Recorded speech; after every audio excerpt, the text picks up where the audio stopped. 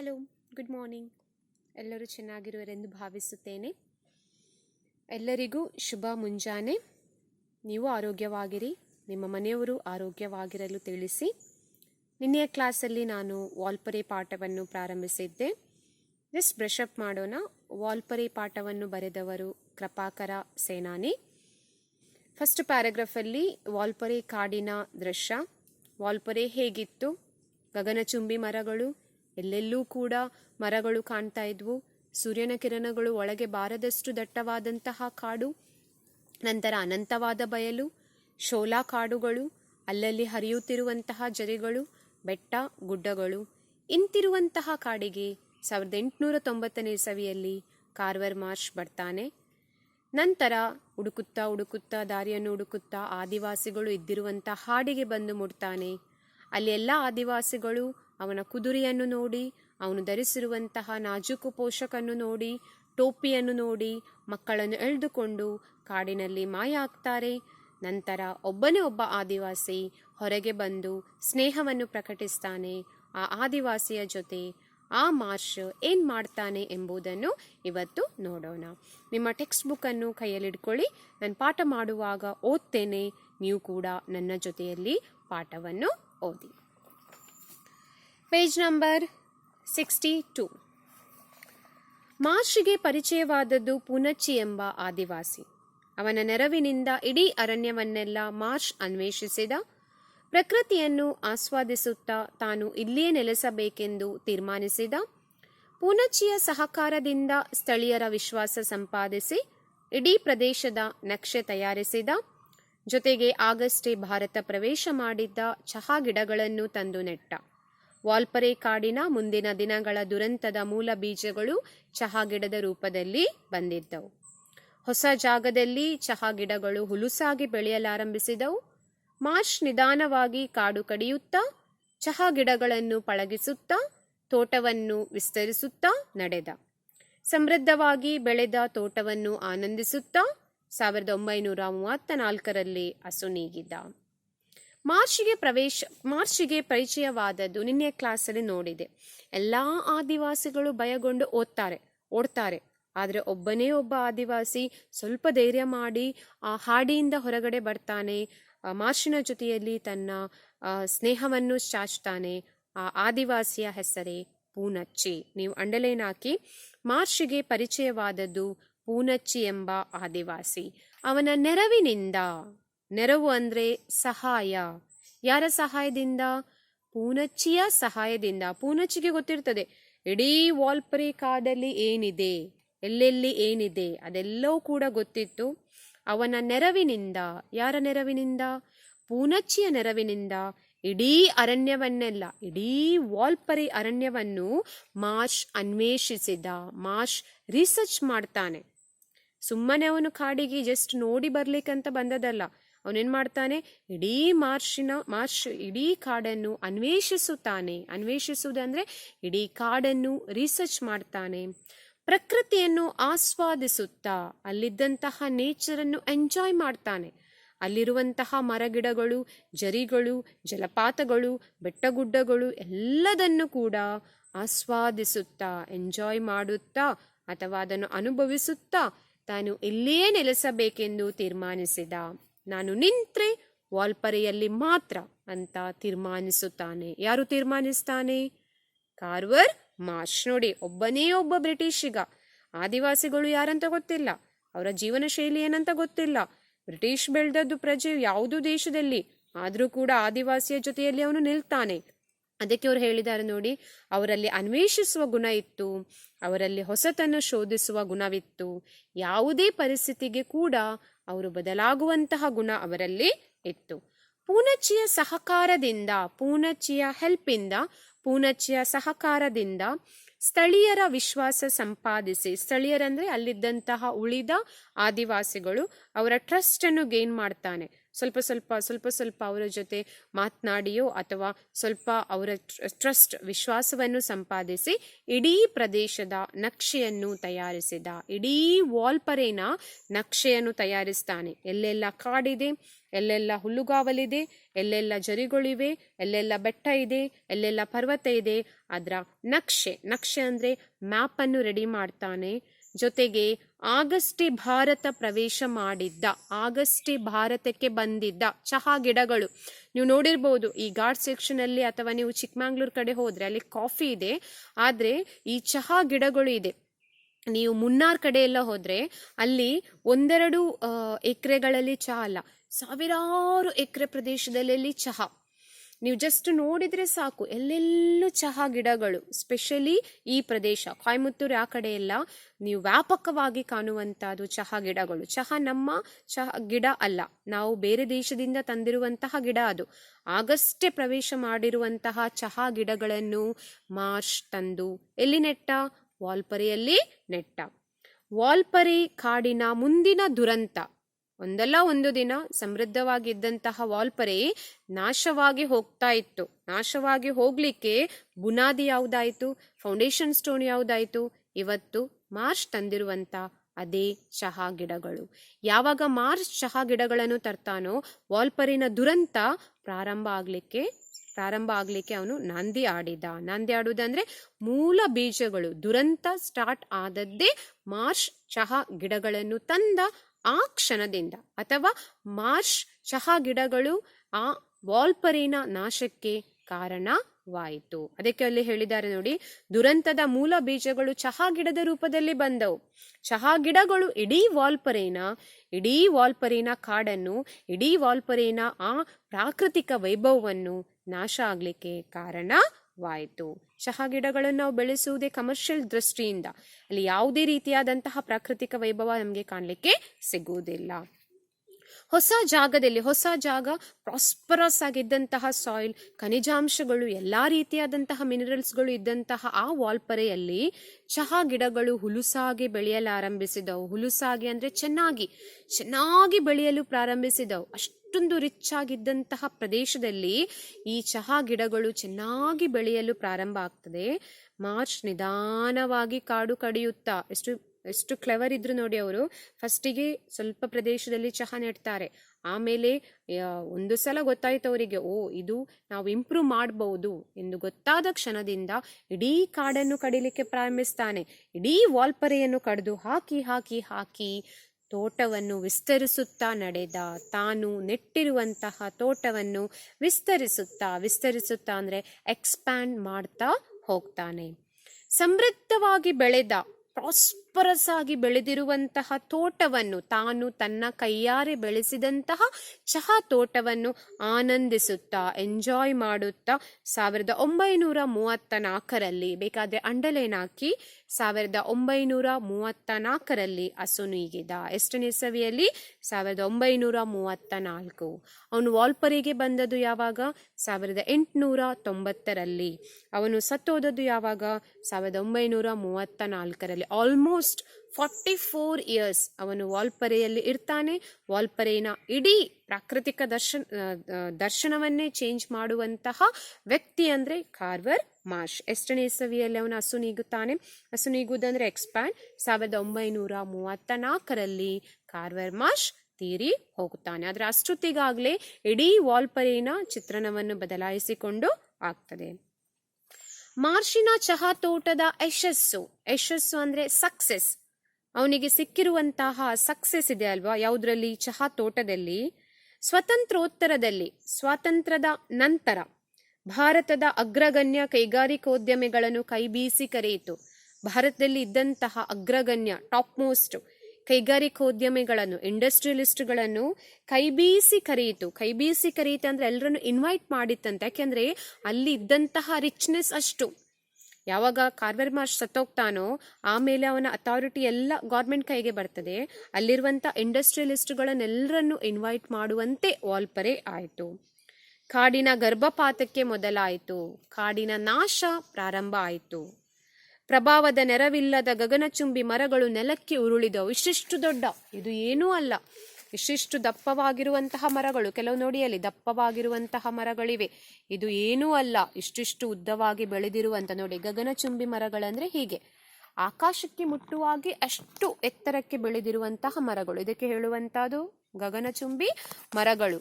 ಗಗನಚುಂಬಿ ಮರಗಳನ್ನು ಏನ್ ಮಾಡ್ತಾನೆ ಕಾರ್ವೆರ್ ಮಾರ್ಷ್ ಸತ್ತೋದ ನಂತರ? ಗಗನಚುಂಬಿ ಮರಗಳನ್ನು ಯಾವುದೇ ಪ್ರಭಾವವಿಲ್ಲದೆ, ಈ ಮರಕ್ಕೆ ಯಾವುದೇ ಪ್ರಭಾವ ಇಲ್ಲ, ನೇರವಾಗಿ ಬೆಳೆದಿದೆ. ಇಂತಹ ಮರಗಳನ್ನು ನೆಲಕ್ಕೆ ಉರುಳಿದವು. ಎಲ್ಲ ಮರಗಳನ್ನು ಕಡಿದು ಹಾಕ್ತಾರೆ. ಯಾವಾಗ ಕಾರ್ವೆರ್ ಮಾರ್ಷ್ ಸತ್ತೋದ ನಂತರ ಈ ಕೈಗಾರಿಕೋದ್ಯಮಿಗಳು ಬರ್ತಾರೆ, ಇಂಡಸ್ಟ್ರಿಯಲಿಸ್ಟ್ಗಳು ಬರ್ತಾರೆ. ಆ ಇಂಡಸ್ಟ್ರಿಯಲಿಸ್ಟ್ಗಳು ಬಂದು ಕಾರ್ವೆರ್ ಮಾರ್ಷ್ ಉಳಿಸಿದ ಕಾಡನ್ನು ಅವರು ನಾಶ ಮಾಡ್ತಾರೆ. ಮಾತ್ರವಲ್ಲ, ದಿಮ್ಮಿಗೊಳ್ಳಲು ಕಾಂಟ್ರಾಕ್ಟರ್ಗಳು ಬಂದವು. ಮರಗಳು ಉರುಳಿ ಹೋಗ್ತವೆಯೋ ಆ ಮರಗಳ ದಿಮ್ಮಿಗಳು, ದಿಮ್ಮಿ ಅಂದ್ರೆ ವುಡನ್ ಪೀಸಸ್, ದಪ್ಪವಾಗಿರುವಂತಹ ವುಡನ್ ಪೀಸಸ್ಗಳನ್ನು ಕೊಂಡುಕೊಳ್ಳಿಕ್ಕೆ ಕಾಂಟ್ರಾಕ್ಟರ್ಗಳು ಬರ್ತಾರೆ. ಫಲವತ್ತಾದ ಭೂಮಿಯಲ್ಲಿ ರಸ್ತೆ ನಿರ್ಮಾಣವಾಯಿತು. ಕಾಂಟ್ರಾಕ್ಟ್ಗಳು ಬಂದು ಮರದ ದಿಮ್ಮಿಗಳನ್ನು ಕೊಂಡೋಗ್ಬೇಕಾದ್ರೆ ಲಾರಿಗಳು ಬರಬೇಕು, ಟ್ರ್ಯಾಕ್ಟರ್ಗಳು ಬರಬೇಕು. ಟ್ರ್ಯಾಕ್ಟರ್ಗಳು ಬರಬೇಕಾದ್ರೆ ರೋಡ್ಸ್ ಇರಬೇಕು. ವಾಲ್ಪರಿಯಲ್ಲಿ ರೋಡ್ಸ್ ಇರಲಿಲ್ಲ, ಅದಕ್ಕೆ ಅವರೇ ಬಂದು ಇಡೀ ಮರಗಳನ್ನು ಕಡಿದು ರೋಡ್ಸ್ ಮಾಡ್ತಾರೆ. ಭೂಮಿ ನಾಶವಾಯಿತು, ಗಿಡಗಳು ನಾಶವಾಯಿತು, ಎಲ್ಲ ರೀತಿಯಾದಂತಹ ಕಾಡು ನಾಶವಾಯಿತು. ಅವರಲ್ಲಿ ರಸ್ತೆ ನಿರ್ಮಾಣವನ್ನು ಮಾಡ್ತಾರೆ. ಹೊಗೆ ಉಗುಳುವ ಸ್ಮೋಕ್, ದಟ್ಟನೆಯ ಹೊಗೆ ಉಗುಳುವಂತಹ, ಗಡಗಡ ಸದ್ದು ಮಾಡುವ, ಗಡಗಡ ಸದ್ದು ಮಾಡುವಂತಹ ಲಾರಿ ಟ್ರ್ಯಾಕ್ಟರ್ಗಳು ಬರತೊಡಗಿದವು. ಲಾರಿಗಳು ಬಂದವು, ಟ್ರ್ಯಾಕ್ಟರ್ಗಳು ಬಂದವು. ನೀರವತೆ ನಾಶವಾಯಿತು. ನೀರವತೆ ಅಂದ್ರೆ ಸೈಲೆನ್ಸ್. ನೋಡಿ, ನಾನೀಗ ಇರುವಂತಹದ್ದು ಕಾಡಿನ ಮಧ್ಯದಲ್ಲಿ, ಇದಕ್ಕೆ ಹೇಳುವಂತಹದ್ದು ನೀರವತೆ. ನಾನು ಮಾತನಾಡೋದು ಸ್ಟಾಪ್ ಮಾಡ್ತೇನೆ. ಒಂದೇ ಒಂದು ಸದ್ದು ಕಾಡಲ್ಲಿ ಇಲ್ಲ, ಜಸ್ಟ್ ಕೇಳಿ. ಸದ್ದು ಕೇಳಿದ್ರೆ ಬರೀ ಜೀರುಂಡೆಯ ಸದ್ದು, ಹಕ್ಕಿಗಳು ಅಥವಾ ಅಲ್ಲಲ್ಲಿ ಏನಾದರೂ ಒಂದು ಸಣ್ಣ ಪುಟ್ಟ ಕೀಟಗಳ ಸದ್ದು ಮಾತ್ರ ಕೇಳ್ತಾ ಇದೆ ಹೊರತು, ನೀವು ಬ್ಯಾಂಗ್ಳೂರ್ನ ಟ್ರಾಫಿಕಲ್ಲಿ ನೋಡಿ ಮತ್ತೆ ನಾನಿರುವಂಥ ಈ ಪ್ರದೇಶ ನೋಡಿ, ಅಜಗಜಾಂತರ ವ್ಯತ್ಯಾಸ. ನೀರವತೆ ಅಂದರೆ ಇದು. ಕಾಡಿನಲ್ಲಿರುವಂತಹದ್ದು ನೀರವತೆ, ಸಿಟಿಯಲ್ಲಿರುವಂತಹದ್ದು ಗದ್ದಲ. ಇದಕ್ಕೆ ಹೇಳುವಂತಹದ್ದು ನೀರವತೆ. ವಾಲ್ಪರಿಯಲ್ಲಿ ಇದೇ ಥರದ ನೀರವತೆ ಇತ್ತು. ಆದರೆ ಟ್ರ್ಯಾಕ್ಟರ್ಗಳು, ಲಾರಿಗಳು ಬಂದ ಮೇಲೆ ಅಲ್ಲಿರುವಂತಹ ಸೈಲೆನ್ಸ್. ನೀರವತೆ ಅಂದ್ರೇನು? ಕಂಪ್ಲೀಟ್ ಸೈಲೆನ್ಸ್, ಟೋಟಲಿ ಸೈಲೆನ್ಸ್ ಅಂತ ಹೇಳ್ತಾರೆ. ಆ ನೀರವತೆ ಅಲ್ಲಿ ಮಾಯವಾಯಿತು. ನಿರುದ್ಯೋಗ ಸಮಸ್ಯೆಗೆ ಸಂಜೀವಿನಿ ಅಂತಿದ್ದ ವಾಲ್ಪರಿ ಅರಣ್ಯದ ಮೇಲಿನ ಅತ್ಯಾಚಾರಕ್ಕೆ ಸರ್ಕಾರ ಉತ್ತೇಜನ ನೀಡಿತು. ಕಾಫಿ ನೀವು ಎಸ್ಟೇಟ್ ನೋಡಿದ್ರೆ ಅಥವಾ ಟೀ ಎಸ್ಟೇಟ್ ನೋಡಿದ್ರೆ, ಇಲ್ಲಿರುವಂತಹದ್ದು ಟೀ ಎಸ್ಟೇಟ್. ಅನ್ಎಂಪ್ಲಾಯ್ಮೆಂಟ್ಸಿಗೆ ಬೆಸ್ಟ್ ಸೊಲ್ಯೂಷನ್ ಯಾವುದು? Tea estates. ಯಾಕೆಂದರೆ ಒಂದೊಂದು ನೀವು ಟೀ ಪ್ಲಾಂಟೇಶನ್ ಅನ್ನು ನೋಡಿದರೆ ಅಲ್ಲಿ ವರ್ಕರ್ಸ್ ಇರ್ತಾರೆ. ಯಾಕೆ? ಈ ಟೆಂಡರ್ ಲೀವ್ಸನ್ನು ಪ್ಲಕ್ ಮಾಡಲಿಕ್ಕೆ ಇರ್ಬೋದು, ನೀವು ಈ ಲೇಡೀಸ್ ಎಲ್ಲ ಹಿಂದೆ ಬ್ಯಾಗ್ ಹಾಕಿ ಪ್ಲಕ್ ಮಾಡುವಂಥದ್ದು ಅಥವಾ ಅದನ್ನು ಪ್ರೊಸೆಸಿಂಗ್ ಮಾಡುವಂಥದ್ದು. ಅಟ್ಲೀಸ್ಟ್ ಟೀ ಒಂದೊಂದು ಫ್ಯಾಕ್ಟ್ರಿಗೆ ಮೋರ್ ದೆನ್ 100 ಎಂಪ್ಲಾಯೀಸ್ ಬೇಕಾಗಿರ್ತದೆ. ಅದರಿಂದ ಆಗಿನ ಕಾಲದಲ್ಲಿ ಇದ್ದಂಥ ಅನ್ಎಂಪ್ಲಾಯ್ಮೆಂಟ್ ಸಮಸ್ಯೆಗೆ ಈ ಟೀ ಫ್ಯಾಕ್ಟ್ರಿಗಳು ಸೊಲ್ಯೂಷನ್ ಆಗಿದ್ದವು. ಅದರಿಂದ ಗೌರ್ಮೆಂಟ್ ಏನು ಮಾಡ್ತದೆ, ಅನ್ಎಂಪ್ಲಾಯ್ಮೆಂಟ್ ಸಮಸ್ಯೆಗಳನ್ನು ನಾವು ಪರಿಹರಿಸಬಹುದೆಂಬಂಥ ಒಂದೇ ಒಂದು ದೃಷ್ಟಿಯಿಂದ ಜಾಸ್ತಿ ಎನ್ಕರೇಜ್ಮೆಂಟ್ ಕೊಡ್ತದೆ. ಉತ್ತೇಜನ ಅಂದರೆ ಎನ್ಕರೇಜ್ಮೆಂಟ್ ಕೊಡಲಿಕ್ಕೆ ಸ್ಟಾರ್ಟ್ ಮಾಡ್ತದೆ. ಯಾವುದಕ್ಕೆ? ಟೀ ಫ್ಯಾಕ್ಟ್ರಿಗೆ. ಅದಕ್ಕೆ ಅವ್ರು ಕೊಡ್ತಾರೆ ನೋಡಿ, ನಿರುದ್ಯೋಗ ಸಮಸ್ಯೆಗೆ ಸಂಜೀವಿನಿ ಅಂತಿದ್ದ ವಾಲ್ಪರಿ. ಸಂಜೀವಿನಿ ಅಂದರೆ ಗೊತ್ತಿರ್ಬೋದು, ಹನುಮಂತ ತಂದು ಬಂದಿರುವಂತಹದ್ದು ಸಂಜೀವಿನಿ. ಅಲ್ಲಿ ಕೊಡ್ಲಿಕ್ಕಿರುವಂತಹ ಸಸ್ಯ ಅಂದರೆ ಸಂಜೀವಿನಿ ಅಂದರೆ ಬದುಕಿಸುವಂತಹ ಸಸ್ಯ, ಸತ್ತೋದವರನ್ನು ಬದುಕಿಸುವಂತಹ ಸಸ್ಯ. ನೀವು ಕತೆ ಅದು. ಇಲ್ಲಿ ಸಂಜೀವಿನಿ ಅಂದ್ರೇನು? ಆಗಿನ ಕಾಲದಲ್ಲಿ ಸಮಾಜದಲ್ಲಿ ಇದ್ದಂತಹ ನಿರುದ್ಯೋಗ ಸಮಸ್ಯೆಗೆ ಟೀ ಫ್ಯಾಕ್ಟ್ರಿ ಎನ್ನುವಂಥದ್ದು ಬೆಸ್ಟ್ ಸೊಲ್ಯೂಷನ್. ಯಾಕೆಂದರೆ ಸಾವಿರಾರು ಮಂದಿಗೆ ಎಂಪ್ಲಾಯ್ಮೆಂಟ್ ಕೊಟ್ಟಿರುವಂತಹದೇ ಟೀ ಫ್ಯಾಕ್ಟ್ರಿಗಳು. ಅದು ಯಾರಿಗೆ ಗೊತ್ತಿತ್ತು? ಗೌರ್ಮೆಂಟಿಗೆ ಗೊತ್ತಿತ್ತು. ಆದ್ದರಿಂದ ವಾಲ್ಪರಿ ಮೇಲಿನ ಅತ್ಯಾಚಾರಕ್ಕೆ ಸರ್ಕಾರ ಉತ್ತೇಜನ ಕೊಟ್ಟಿತು. ಆ್ಯಕ್ಚುಲಿ ಗೌರ್ಮೆಂಟ್ ಏನು ಮಾಡಬೇಕಿತ್ತು? ಅಲ್ಲಿರುವಂಥ ಕಾಡನ್ನು ಪ್ರಿಸರ್ವ್ ಮಾಡಬೇಕಿತ್ತು. ಆದರೆ ಗೌರ್ಮೆಂಟ್ ಏನು ಮಾಡಿತ್ತು? ಇನ್ನಷ್ಟು ಕಾಡನ್ನು ನಾಶ ಮಾಡಲಿಕ್ಕೆ ಎನ್ಕರೇಜ್ಮೆಂಟ್ ಕೊಟ್ಟಿತು. ಯಾಕೆ? ಗೌರ್ಮೆಂಟಿಗೆ ಯಾವುದು ಬೇಕಿತ್ತು? ಅನ್ಎಂಪ್ಲಾಯ್ಮೆಂಟ್ ಸಮಸ್ಯೆಯನ್ನು ಪರಿಹರಿಸುವುದು ಬೇಕಿತ್ತು. ಅದು ಮಾಡ್ತಾ ಇರುವಂಥದ್ದು ವಾಲ್ಪರಿ. ಆದ್ದರಿಂದ ಗೌರ್ಮೆಂಟ್ ಇನ್ನಷ್ಟು ಎನ್ಕರೇಜ್ಮೆಂಟನ್ನು ನೀಡಿತು. ಉದ್ಯಮಿಗಳಿಗೆ ಅನುಕೂಲವಾಗುವಂತೆ ವರ್ತಿಸಿತು. ಗೌರ್ಮೆಂಟ್ ಇಂಡಸ್ಟ್ರಿಯಲ್ ಪರ ನಿಂತಿತು, ಕಾಡಿನ ಪರ ನಿಲ್ಲಿಲ್ಲ. ಯಾಕೆಂದರೆ ಕಾಡಿನಲ್ಲಿ ಯಾರಿಗೆ ಮೌನ? ಯಾರು ಕೂಡ ಕಾಡಿನ ಪರವಾಗಿ ಹೋರಾಡಲಿಕ್ಕೆ ಅಲ್ಲಿ ಇರಲಿಲ್ಲ.